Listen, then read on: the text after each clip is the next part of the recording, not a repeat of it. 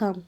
Today we are looking at the African religious heritage, and to be specific, we are looking at the selected aspects in African religious heritage. This is a revision of the notes that you learned in school. God, all Africans believed in a supreme being. He is the creator, sustainer, and the origin of all things. All Africans believe nobody has seen God. The greatness of God is symbolized by mountains, rain, sun, moon, and stars, large water bodies, wind. Attributes of God as understood by African people. He is the sole creator of the universe and everything in it. God is holy and pure. God is provider and sustainer. He is omniscient, or you can say all-knowing. He is omnipotent or all-powerful. God is transcendent or beyond human understanding. He is omnipresent, or you can say he is everywhere. God is everlasting, or you can say eternal. God is spirit. God is merciful.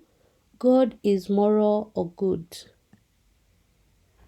Attributes of spirits, or the African understanding of spirits. These are invisible beings, that is, they do not have a physical form. They were created by God. Their survival depended on God. They are more powerful than human beings. They are believed to dwell in caves or rivers, trees, shrines, and rocks. They can acquire physical form and appear to the living in form of birds. They can possess human beings and convey messages to the living. Spirits are subordinate to God and depend on Him for survival. Spirits can be reborn among the living. They act as mediators between God and the people. They change according to the circumstance. They can bring harm or good to the people. Types of spirits: sky spirits, nature spirits, human spirits, divinities. Let's start with sky spirits. They are associated with phenomena, for example, thunder, lightning, stars, moon, and sun.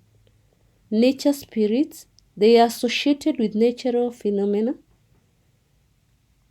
for example, hills, rocks, rivers, mountains, lakes, and animals. Human spirits, they are divided into two: ghost spirit and ancestral spirit. Ghost spirit, they belong to those who died long time ago, whose names can't be remembered. Then we have the ancestral spirit. They are spirits of the dead whose identities are still alive among the living. Divinities. These are spirits created by God to control His activities on earth. Then 3, we have the ancestors. Ancestors are the founders of the African clans and tribes. They are people who died and whose names and identities are still remembered by the living. As spirits, they are concerned with people's welfares and are close to them.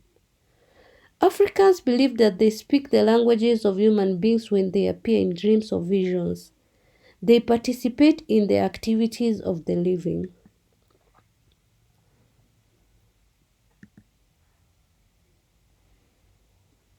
African understanding of the hierarchy of beings. So, what is the hierarchy of beings? Hierarchy of beings is the order in which created beings are ranked from top to bottom in the universe. So first, highly ranked is God. Then we have divinities. We go to common spirits, ancestors or the living dead. We go to human beings, living things, and here we're talking about plants and animals. And then lowly ranked are the non-living things. God is the topmost being in the hierarchy as a supreme being. Then we have divinities come below God, as spirits created by God. Common spirits come below the divinities.